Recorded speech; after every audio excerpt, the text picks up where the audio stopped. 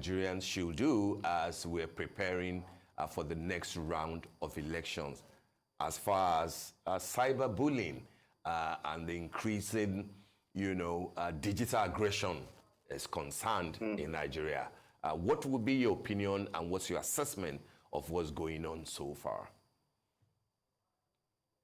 My assessment so far is that there exists a particular demographic of people who are a bit taken aback at the fact that this isn't 2015 and some certain tactics that used to work in 2015 aren't working anymore. And the reason is simple. The reason is there are more people online now. The internet space has matured a bit over the past 7 years. It's always easy to forget that mass high-speed internet access in Nigeria for most people is a reality that is less than a decade old. Statistically, most of Nigeria only came online within the past decade. So there were certain sort of early adopters who sort of jumped on the trend early on and they rode the crest of the wave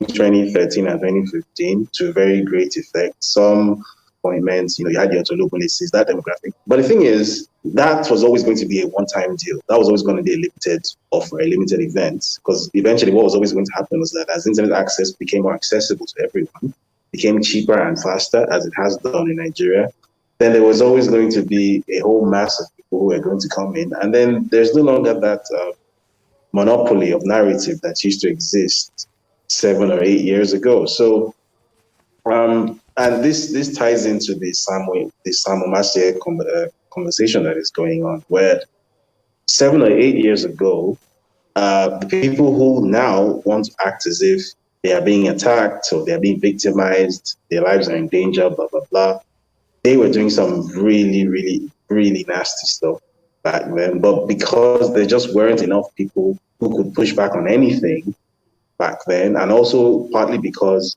the political conversation then was a bit different to the one now. Back then, the then president Goodluck Jonathan was, for whatever reason, was genuinely unpopular. People actually wanted him out, so it was easier for certain things to fly at the time, even things that were objectively wrong. I remember very clearly, very vividly, 2014. Witnessing a spectacle of people doing what they called a political campaign. And that political campaign was to take a life-size replica of a coffin and then put a picture of the then president on it with his name and carry it around saying RIP. That was one of the most incendiary sort of political symbolisms that I've ever seen in my life. And apparently those things could fly then. And it wasn't a problem then.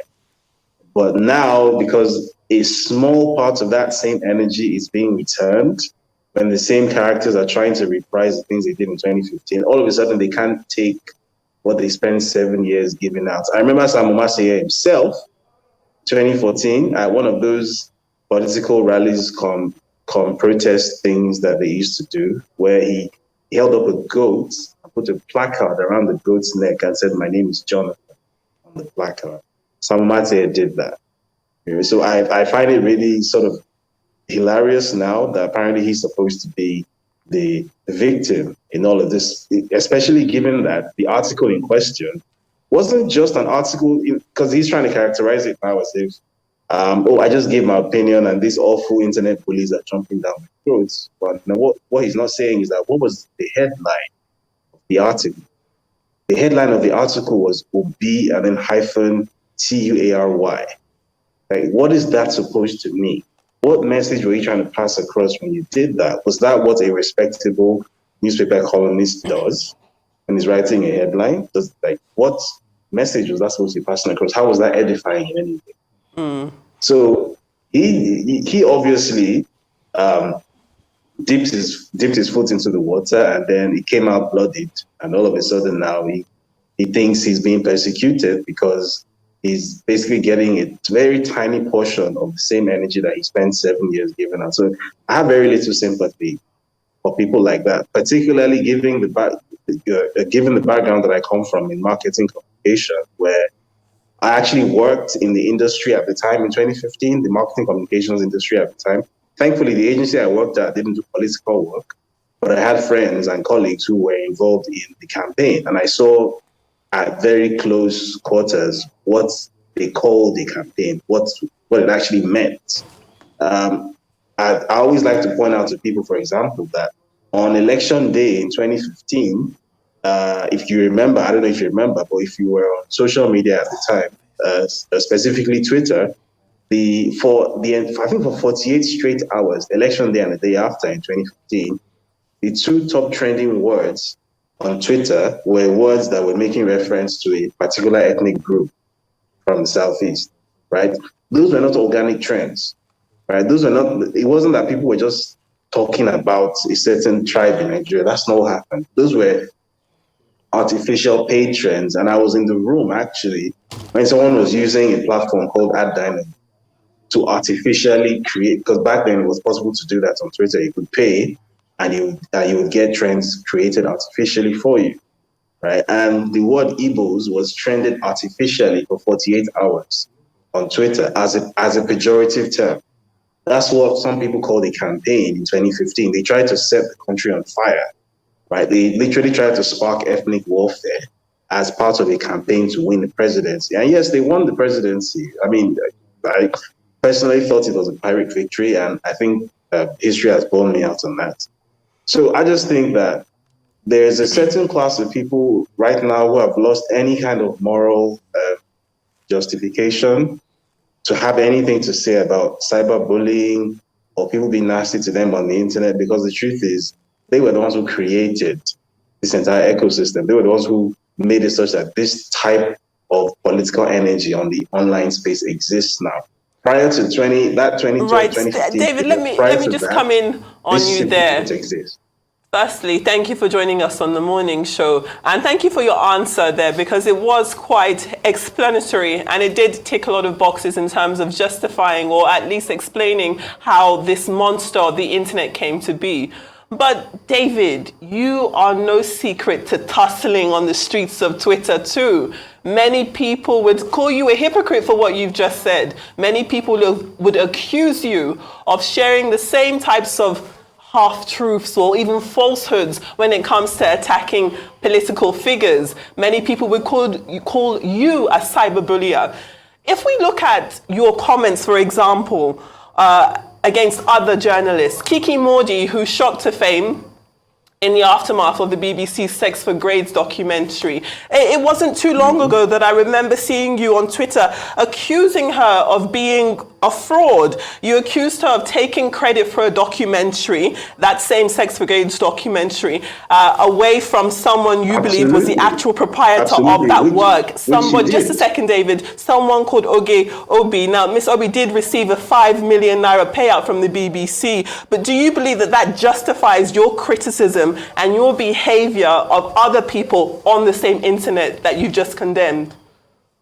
Well, I get the impression you didn't really know what you're talking about when you made that comment now, because everything I said about Kiki Mordi is actually documented facts, right? And in fact, there's a story coming. Well, let me not preempt myself. Go ahead, tell us. There will be a story coming out about that later. So, alrighty. To be honest, I would say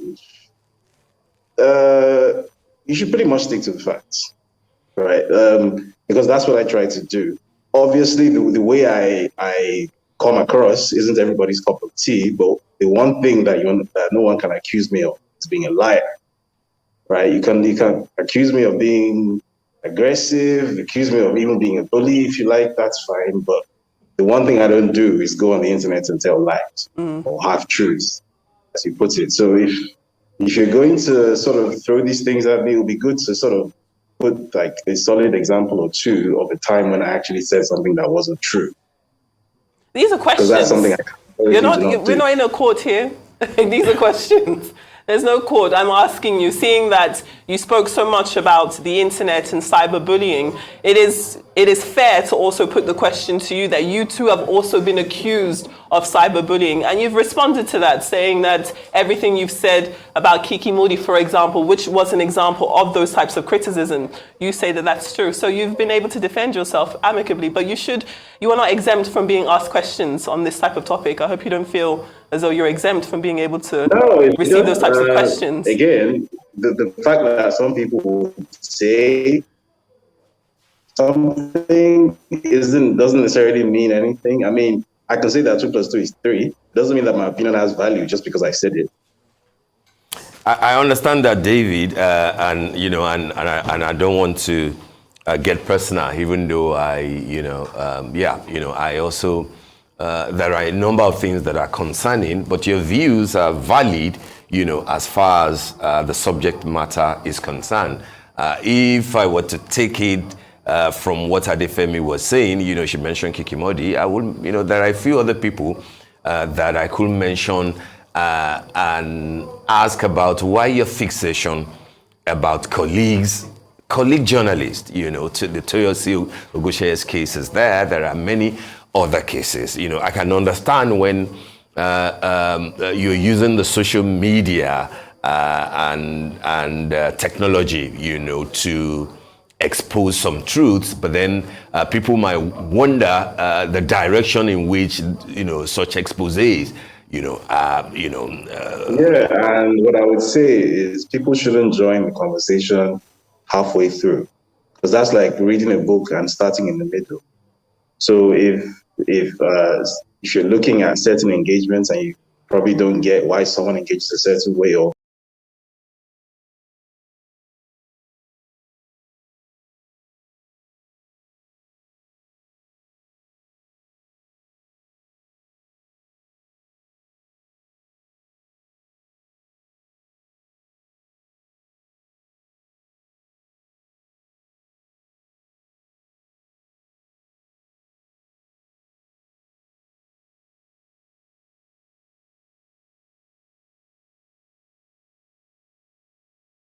halfway through, because that's like reading a book and starting in the middle. So if you're looking at certain engagements and you probably don't get why someone engages a certain way, or